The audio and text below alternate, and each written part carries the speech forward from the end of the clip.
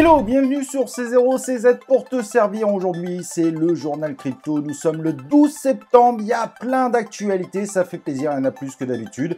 Et c'est pour ça que dès maintenant, ce que je vais te proposer, bien évidemment, n'oublie pas surtout de t'inscrire sur la chaîne YouTube, évidemment, pour la supporter et de liker cette vidéo. Mais ce que je vais te proposer, c'est évidemment de regarder les unes de ce journal. Let's go! Et dans ce journal, la grande une, c'est évidemment le Terra classique avec sa crypto Lunk. Nous allons voir pourquoi cette période baissière, est-ce qu'elle va être durable ou non, et quels sont les événements qui pourraient changer la donne. On va voir ça évidemment ensemble dans ce journal.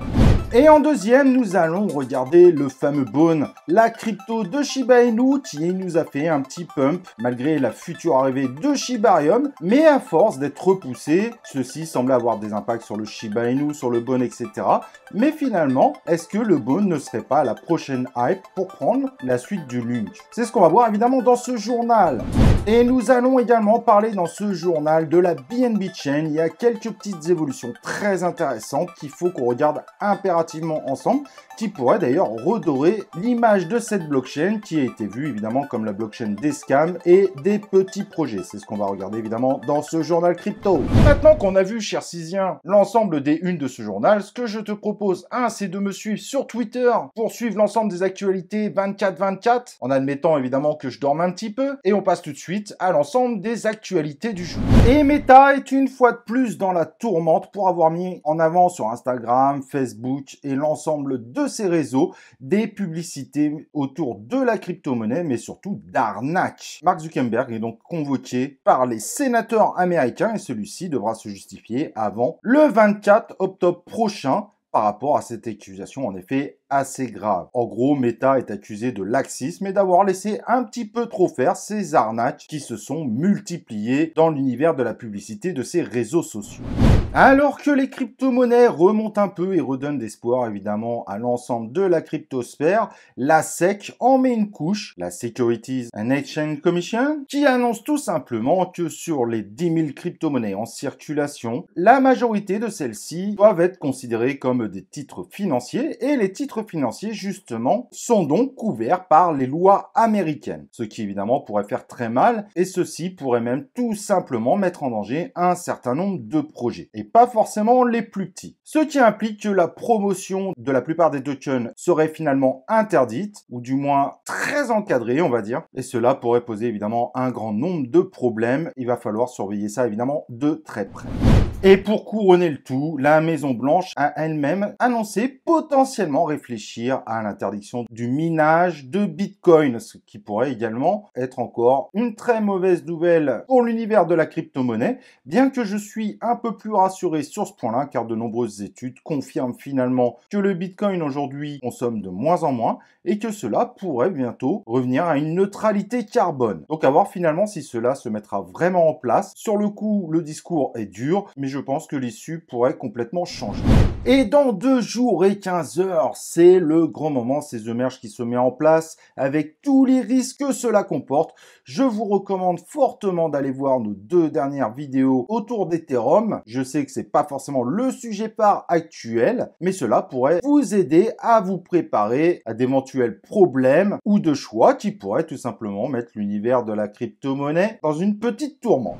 Et voilà, on a des nouvelles du vrai BNB Chain, parce qu'ils ont changé le nom, mais en fait, la BNB Chain, c'est un projet qui est en cours, c'est une évolution forte de la BSC et de la Binance Chain, et ils viennent de dévoiler que le ZK BNB va permettre tout simplement d'amener la BNB Chain, de mettre à l'échelle, et donc de multiplier assez facilement le traitement des transactions, ce qui permettrait, en tout cas, d'atteindre au minimum 10 000 transactions par seconde, ce qui serait évidemment excellent, et ce qui permettrait évidemment d'être un critère important pour les créateurs de futurs projets.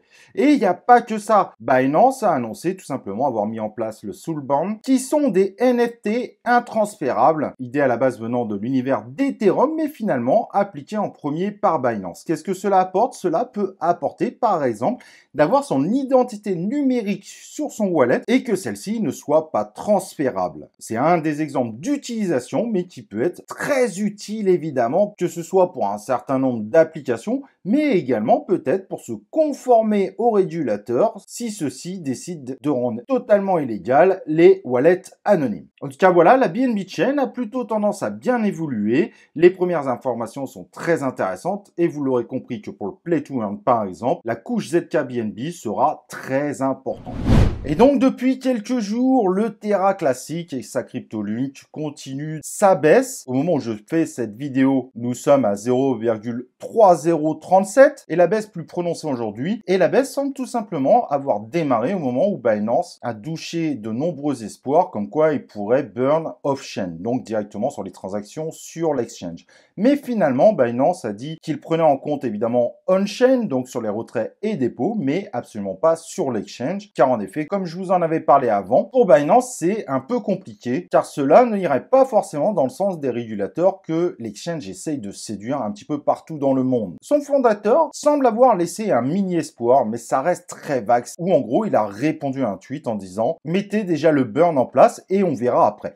Ce qui est évidemment très léger, mais beaucoup pensent que du coup, Binance pourrait revenir sur sa décision. Rien n'est impossible, bien évidemment, seul l'avenir pourra nous le dire. En revanche, la dernière actualité va pas dans ce sens-là, où ils viennent d'annoncer que le Link et l'USTC sont disponibles à présent sur le Convert, donc l'option pour convertir rapidement une crypto-monnaie en une autre, et que évidemment dessus, aucun frais de transaction ne sera appliqué. Ce qui veut dire que finalement, de plus en plus d'options sur Binance utilisent le Link, mais ce qui rend plus complexe la mise en application forcément du burn du Link à 1,2% souhaité par la communauté des Terra rebelles. Le burn sera normalement optimisé finalement pas aujourd'hui, mais dans 8 jours, donc le 20 septembre, où il devrait être appliqué à peu près partout où il est censé être appliqué. Et pour Binance, on verra. Comme je dis, seul l'avenir pourra nous le dire. Aujourd'hui, il y a une figure chartiste qui semble faire croire que le Link pourrait redescendre à 0,3025, le fameux épaule tête épaule, à confirmer